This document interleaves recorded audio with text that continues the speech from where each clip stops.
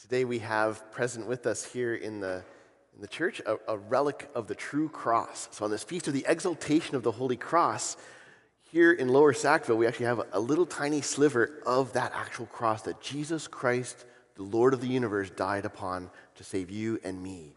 So how amazing is that we have a relic of the true cross with us right here. So after Mass, maybe we can take some time to venerate that relic that we have here close by to where I am right now. And so this is a great way for us to honor this cross. Throughout the whole world, we're honoring the cross of Jesus because we see that when he fulfilled that prophecy, that when the Son of Man was lifted up, he draws all to himself, right? And so this is a great aspect of the Lord's heart, that he was willing to do whatever it took, even dying on a cross, to be lifted up on that cross so that you and I can be drawn to him, drawn to his love, drawn to his forgiveness, and that he defeats sin and defeats death itself. So what the victory of victories. So we honored the cross today in a special way.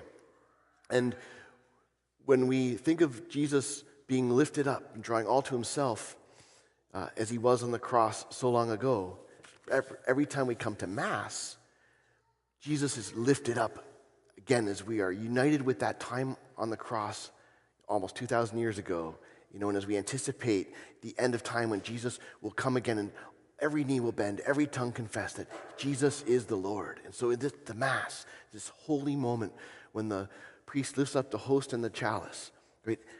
Jesus is being lifted up and we're being drawn to him. So today, on this Feast of the Exaltation of the Cross, let's think of all our various crosses that we're undergoing, the sufferings and the struggles that we have in this past week. Let's bring it to the altar.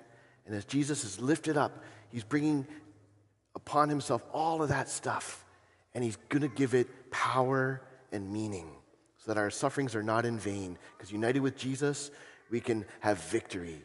And so be assured this day, in every Mass that we come to, that we are going to experience God's transformative power to all the sufferings and the sadnesses and the struggles of our life, united with Jesus in the Eucharist as he's lifted up, that he's drawing us to himself and showering down all kinds of countless graces.